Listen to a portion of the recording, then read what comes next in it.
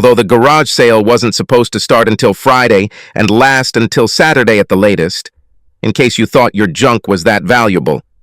They helped me prepare for it on Wednesday night. Together with Katie, my mother, and Beth, my older sister, we worked until late that day, and then worked like bees all Thursday. As a result, by 8 a.m. on Friday, we had boxes full of items that we had pre-priced and were ready to sell out. My heart was heavy when I picked up, examined, and stroked those things that once so much meant to both of us. And now some stranger will take them and carry away pieces of our memory in his hands. Perhaps one of the neighbors will buy something from the moments of a past, happy life in this house. Room after room became eerily quiet as things were taken out. Echo, which had been hiding in the corners for many years, has now returned and settled down like a master in the house. The master bedroom was the hardest part. The skirt I bought for her back in Maui, for sale. 2 pairs of funny, exactly the same sandals that we stomped along the beach in on that vacation. They are no longer needed. Her blouses, trousers, skirts, and all these endless shoes of different styles and colors. I'm really wondering if we can sell it all.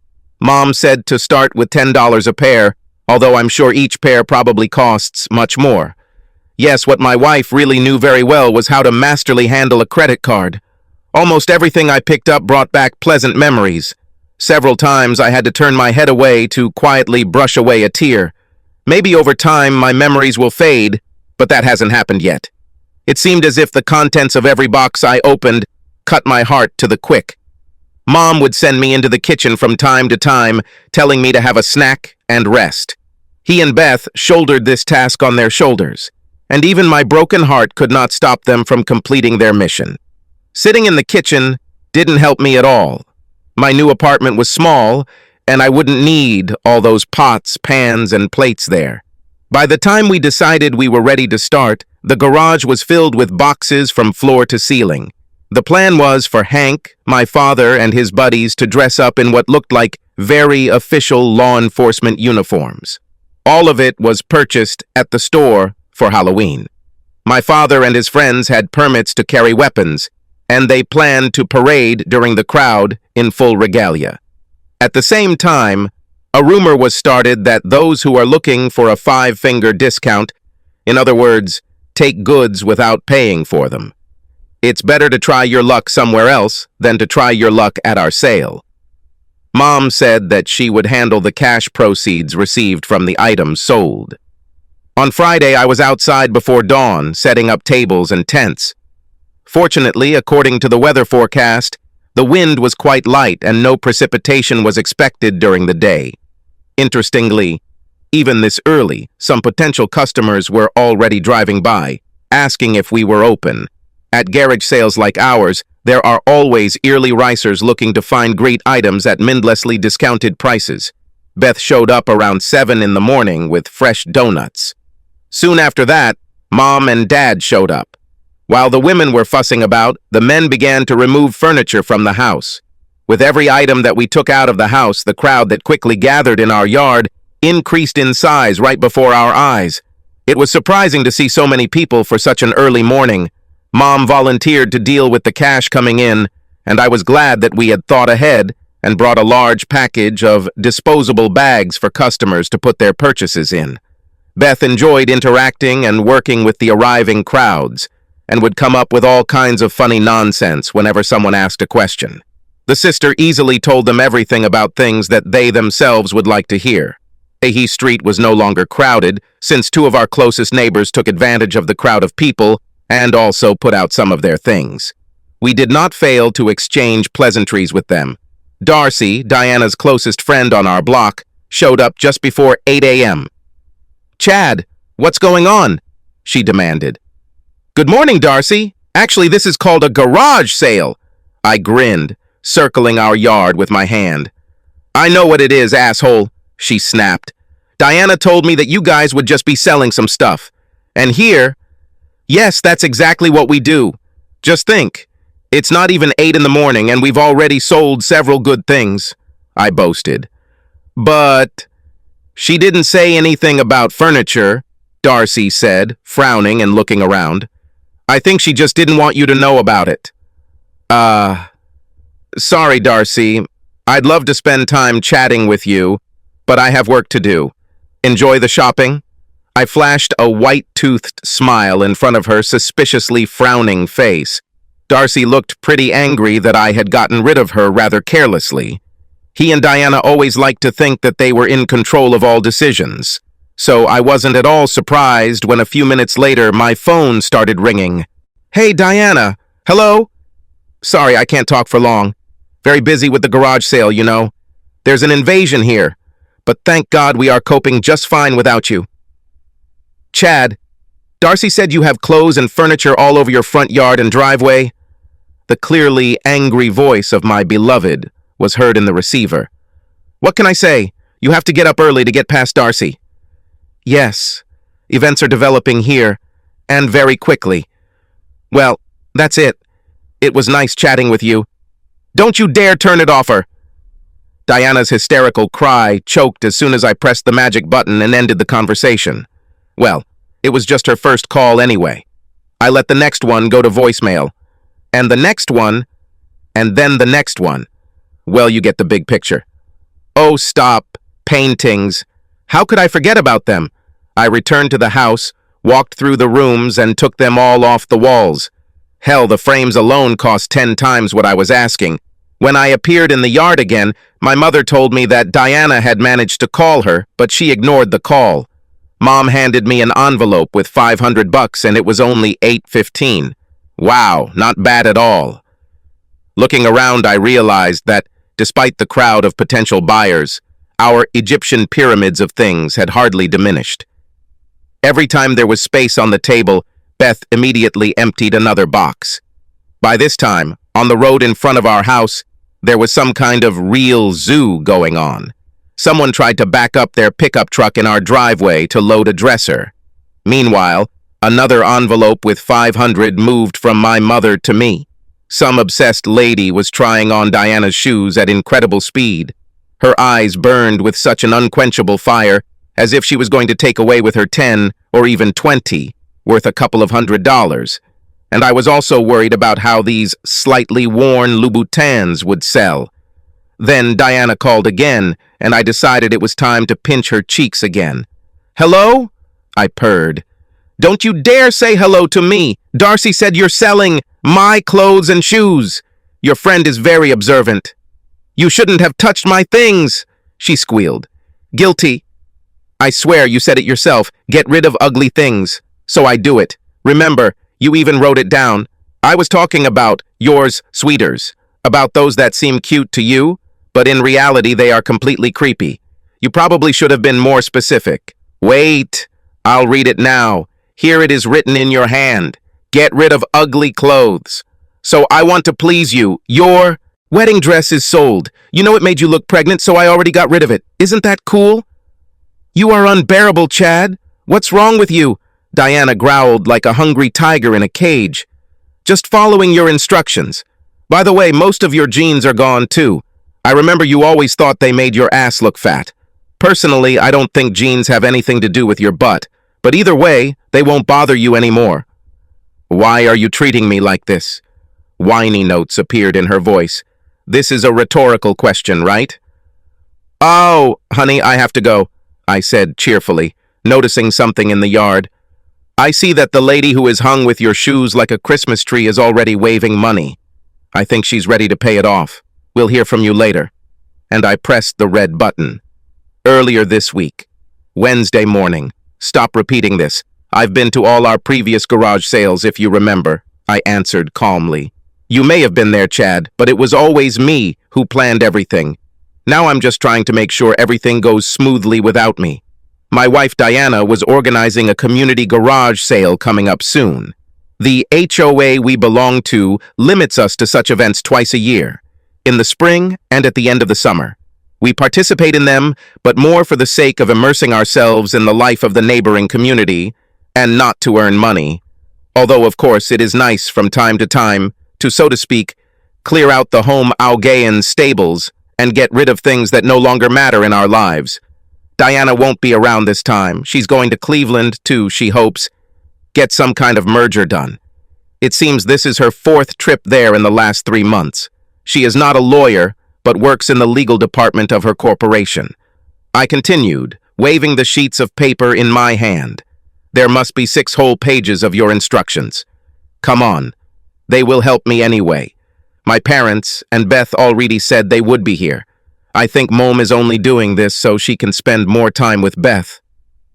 I just wrote down everything that came to my mind. I'm just trying to make your life easier. Give me the list. I just remembered one more thing. Look, I'm writing down. Get rid of these ugly clothes. Do you understand everything? She tapped her pen on the pieces of paper lying in front of her. As you say, I'm not some capricious child. No matter how hard we try, we won't get much money for some things. And yes, some of them will still be stolen. This happens every time we hold events like this. Don't worry, I will keep my most valuable things under glass. You look at your phone all the time, I stated, noticing that she was constantly distracted by it. What's happened? I'm just checking the Uber and Lyft rates, Deanna answered somewhat hastily. They are constantly changing. You see, I just saved $10, she boasted nevertheless, without showing me the screen of her phone, but, on the contrary, putting it in her pocket. They'll be here in 15 minutes. As soon as the called car arrived, Diana ran out the door in the blink of an eye. For some reason lately, we've been looking more and more like work colleagues than a married couple. What do they say? You can see a lot just by watching. Diana and I were at someone's graduation party. The stress of this fusion was starting to take its toll on her, and she probably should have stopped drinking alcohol a few drinks ago. On the way home, she began to playfully rub my pants, to which my fighter could not help but react. Well, it looks like someone is ready for action. Step on the gas, Chad. My thoroughly licked wife grinned. I increased my speed, and we soon arrived home, safe and sound. Once inside, we took off our clothes and rushed to the bedroom. There, Diana pushed me onto the bed, and as soon as I fell, she attacked my fighter with her mouth. It was great, so I relaxed and enjoyed the moment. Suddenly she stopped, stood up, and in one quick movement found herself on top of me.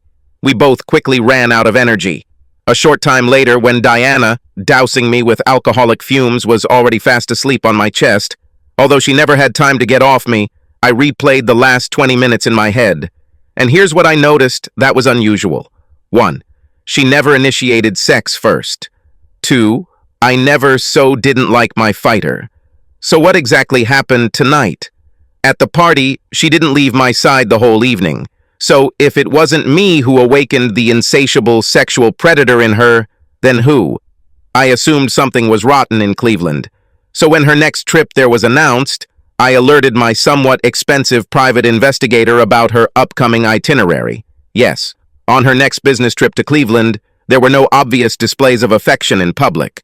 But my sneaky boyfriend installed motion-sensing cameras in every hallway of the 4-story hotel where Diana was staying.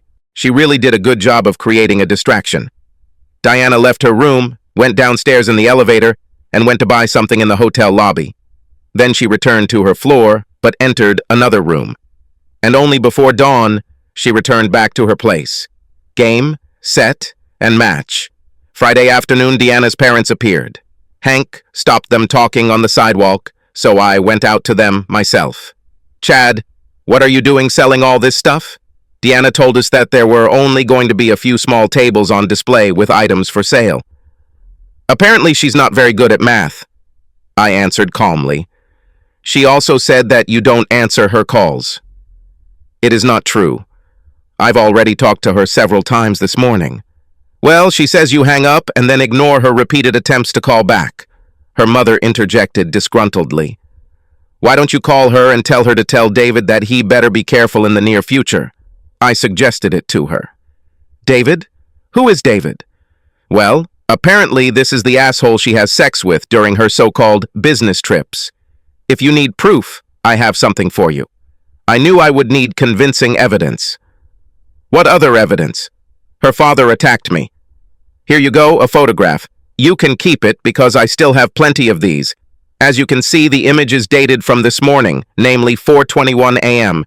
Please note that Diana leaves the room barefoot, with her blouse unbuttoned, and she carries her bra and shoes in her hands. And where does she sneak from? Oh, this is David's room where she spent the whole night. Look, what an exemplary wife. My voice oozed with sarcasm. Both parents instantly lost the gift of coherent speech. Her father just opened his mouth and stuttered because words were difficult for him. But, you can't sell all her things. He finally formulated his thoughts. Hey, come on. I have 6 pages of instructions here from Diana on how to run a successful garage sale. I think I can handle this matter. Then I noticed my mother waving to me from the yard, surrounded on all sides by buyers with bucks in their hands. Sorry, I think I need to solve a problem that Katie seems to have. I'm leaving you, and if you want, you can call and talk to Diana. Oh, and don't forget to ask her about David, I shouted, moving away while they stared at the photo of their slutty daughter. I arrived on time. Someone from the crowd was furiously haggling over the price of a set that had previously belonged to Diana's grandmother.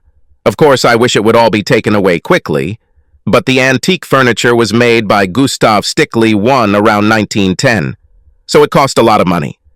In the end, we agreed on $1,000 for a bookcase, a table, and 2 side chairs. From the last time I checked the value of this antique online, they bought it for about 1/4 of the real price. Perfect. I really wanted someone to get these things because they so much meant to Diana. If someone else bought her family jewelry, it would be a great Friday. When I returned to Diana's parents, they had tears in their eyes and looked depressed. My phone rang again, but after a quick glance at the screen, I saw that it was only Diana. There was nothing to talk about with her. She says, "She loves you, Chad. Can't you two come up with something?" her mother begged. "I've already thought of something," I said, pointing my thumb behind me at the human anthill buzzing and scurrying chaotically around our yard.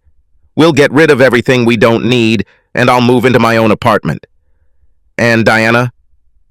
"Well, she can live here with David if she can keep up with her mortgage payments." Realizing the futility of persuasion, they drooped and shuffled away, wiping away flowing tears. I still felt sorry for them, since we always got along with them. Diana called again, and this time I answered. "I'm really sorry, please stop this sale." She whined into the phone. "Hey, I'm so sorry that you don't see how a bunch of strangers attacked what we put out in front of the house. Wow, they're taking away the things left over from our past life, worse than a horde of cockroaches. Oh my God!" There was a sob on the other end of the line. "Well, you told me to get rid of all the disgusting things, and everything you wear makes you look like a disgusting, insidious creature, so I suggested that your things be moved. By the way, how is David doing?" Diana didn't immediately find an answer, so I just hung up. Again. By 2 o'clock in the afternoon, when there was still an hour left before the end of the sale, all the furniture and jewelry had disappeared, just like most shoes. Apparently, the Brooks and Hoka brands are very popular among garage sale enthusiasts. We still had a lot to sell, but most of the front lawn was already clear of items on display. And I was walking around with $5,000 in my pocket, which made me a little nervous and not too safe. I was not surprised when I read another message from Diana begging me to stop wasting her things. I wrote back that one of the most valuable things, her jewelry, had gone missing somewhere. Probably someone managed to buy them and is already showing off her rings, earrings, and chains. To this came a cry full of suffering. "You are a skagard!" It was already 3 in the afternoon, but Beth and Katie were still briskly selling goods, so another hour and a half passed before the traffic jams in our yard finally cleared up. We weren't going to continue selling on Saturday, so we just put the remaining items back in the boxes and pushed them into the garage. Diana's plane wasn't due to leave Cleveland until after dinner, and she called several times from the airport. Lounging on a sun lounger with a bottle of beer in my hand, I answered one of her calls. "Hey, slut. How was your trip?" "I'm sorry," said a quiet voice on the phone. "I can imagine how sorry you are, but this doesn't change my plans." What plans? I moved out. I rented an apartment not far from work. But how can we work things out if you've moved? Attention, we have urgent news, I exclaimed in the voice of a TV reporter. We will not settle anything. You changed. You've been caught. Game over. Maybe next time you'll have better luck. Or maybe not. I could say that I could hear Deanna being choked by spasms and sobs, but I somehow lost the desire to worry about her condition. I'm sorry, Chad, she finally said. Will you still be there when I get home? Of course not. Moreover, I do not intend to ever cross the threshold of this house. By the way, Katie took your half of the garage sale proceeds. She's eagerly awaiting your call, and I think she has a few choice words in store that she's going to say right to your face. I never thought that my mother knew such expressions. Oh my God, I really ruined my life. I'm not going to dispute this brilliant but somewhat belated conclusion. Apparently, what we had meant so little to you that you so easily decided to throw it in the trash. If it's any consolation, it's not just your life that's ruined, I continued. You know I shared a copy of the photo I gave to your parents with your David's wife. If I were you, I would run without looking back if you suddenly see her heading in your direction. She whimpered for about a minute. Hearing and feeling how she suffered comforted my so-called fragile male ego a little. Petty, I know, but still. Deanna was the first to break the long silence. Divorce? She asked in a colorless voice. Yes, sure. What did you expect? I didn't think this through. This all happened to me while I was on the road. Well, then forgive me for overreacting. I deserve it. What will happen to the house now? You can buy my half, or we can sell it. In such cases, this is what usually happens. All my good memories there are now crap, so I'm glad I got out of there already. Can we still be friends? Diana asked with timid hope in her voice. It's unlikely. Maybe in 50 years, somewhere in a nursing home, I answered her with a chuckle. I'm sorry. The quiet voice on the phone again. Yes, you already said that. My plane is landing. You're not going to pick me up this time, are you? Apparently, just in case, she clarified. Well, I do not. I hope your luggage doesn't get lost. I wouldn't want you to lose all those special things that you put on. Especially for David. I finally couldn't resist a little prick. I love you, were her last words. As you say, I said, and ended the conversation. By the following Tuesday, the divorce papers were served, of course, in Diana's office. At the same time, David received papers equivalent to a lawsuit for alienation of affection. I may have wasted my money on this, but in the end, it had the desired effect. All the cards I had in my hand were photographs of both of them, entering his room at night and coming out only the next morning. There was no way to prove that they had sex there, but at least they were both excluded from the fusion team. And I think their chances of moving up the ranks in this company were close to zero. Even though I had Diana's written instructions for the garage sale, my lawyer warned me that the judge might see things differently. Let's see. There's always a chance. And even if I have to repair the damage done to her, those precious and beloved original things that she treasured so much are now gone, along with all the dear and pleasant memories that were associated with them. As it turned out later, the judge demanded compensation from me only for those things for which Diana could prove that they belonged exclusively to her. Unfortunately, no paper receipts have survived, so excuse me. In the end, this whole story didn't cost me that much, except for the heartache. Don't believe those who tell you otherwise, but I will try to overcome this. Yes, I have a lot of weight on my shoulders and serious trust issues. However, life has dealt many other good people even worse cards than mine, so I can handle it.